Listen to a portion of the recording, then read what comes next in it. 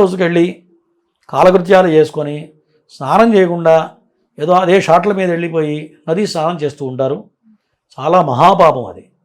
అది పవిత్రమైనటువంటి గంగా తీరం కాబట్టి ఏ నదీ స్నానం చేసినా సరే మనం ఖచ్చితంగా తడి బట్టల మీదే స్నానం చేయాలి. ఏదైనా ప్యాంటో షర్టో ఆడవాళ్ళైతే చూడీదార్ లాంటివి వేసుకొని తల మీద నుంచి స్నానం చేయాలి. లెక్క ప్రకారం తడి బట్టల మీదే వెళ్ళాలి. మరి అంతమంది చలిలో వెళ్ళడం కష్టం కాబట్టి తల మీద స్నానం చేసి ఉతికిన బట్టలు కట్టుకొని వెళ్ళి మళ్ళీ నదీ స్నానం దగ్గర ఒక్కసారి మునిగిన తర్వాత అప్పుడు సంకల్పం చేసుకొని ఆచమనం చేసి ఒక బ్రాహ్మడు ఉంటూ ఉంటారు ఎవరో ఒకళ్ళు అక్కడ. ఎందుకంటే ఆ సంకల్పం చాలా విశేషమైన సంకల్పం అది. మరి అందరికీ రాదు ఆ సంకల్పం. అక్కడ ఎవరైతే పురోహితం చేస్తుంటారో వాళ్ళకే తెలుస్తూ ఉంటాయి. మరి అటువంటి సంకల్పం చెప్పించుకొని బ్రాహ్మణ చేత అప్పుడు స్నానం చేయాలి. ఎందుకంటే ఇక్కడి నుంచి మనం ప్రయాణిస్తే ఒక ఫ్యామిలీ బయలుదేరంటే 40-50 వేలు ఖర్చు పెట్టుకొని కుంభమేళాకి వెళ్తాం.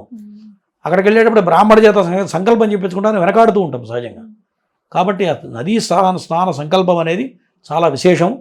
ఆ సంకల్పం చెప్పించుకొని స్నానం చేయడం వల్ల ఎటువంటి మహాపాపాలైనా సరే అట్లా ఒక మునగేసి లేవంగానే ఒళ్ళు తేలికైపోతుంది.